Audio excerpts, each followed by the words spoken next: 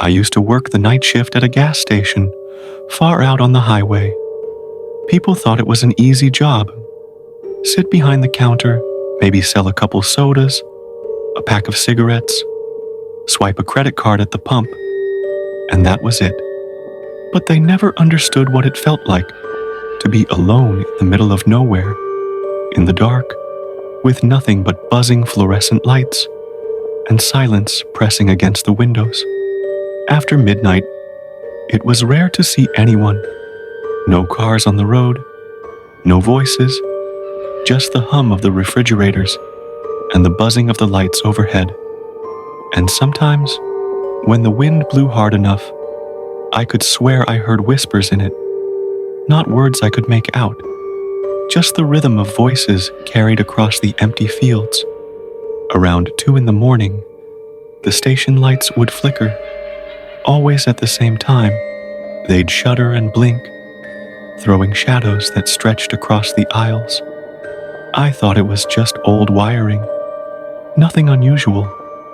But then the pumps would cut out for a moment, like something was sucking the life out of them. Every single time, the monitors in front of me went fuzzy, static ripping across the screen. And when the picture came back, the angles never looked quite the same, as if the cameras had been moved, as if someone else had been controlling them, watching from the other side. One night, a man walked in. No car, no sound of tires pulling up, no door chime. He was just suddenly there, standing between the aisles. His clothes were filthy, streaks of black oil, stains I didn't want to identify. But what made my chest tighten wasn't his clothes. It was his face.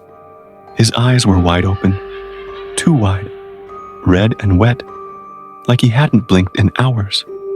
His mouth hung slightly open, lips trembling, as if every breath was a struggle. He walked slowly, dragging his fingertips along the shelves as he went down each aisle, whispering under his breath. At first, I thought he was talking to me, but the words were too soft, too broken, like he wasn't speaking to anyone, just muttering, chanting. I turned to check the monitors. My stomach dropped. On the screens, he wasn't alone. Behind him, shadows moved.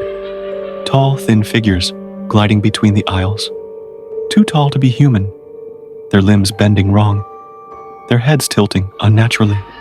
I looked back into the store. Nothing, just the man, slowly tracing his fingers across the shelves. I told him, my voice shaking, that we were closing early, that he needed to leave. He stopped, turned his head, slowly, until those wide, wet eyes locked on me. Then he smiled. His mouth stretched too far, skin quivering like the act of smiling hurt. He stepped closer, his boots echoing on the tile, and leaned across the counter. The smell hit me first. Rot, like spoiled meat left in the sun. His lips barely moved when he whispered, "They like you." The lights went out. All of them. The hum of the fridges stopped. The monitors went black. The silence was absolute, thick, suffocating. And then it started. Footsteps. More than one. Slow, deliberate, circling me in the dark. The scrape of long nails dragging across tile. Breathing. Too close. Too many. My throat locked. My chest aching from holding my breath. I fumbled, shaking so badly I almost dropped it, but finally managed to click on the flashlight. The beam cut across the counter. He was gone. Just gone. The door hadn't opened. The aisles were empty. But then, the monitors blinked back to life. Static cleared, and there they were. Dozens of shadowy figures, standing perfectly still in the aisles. Heads tilted, limbs too long, faces blurred, and every single one of them was facing the counter, facing me. I quit the next morning. They told me I was exhausted.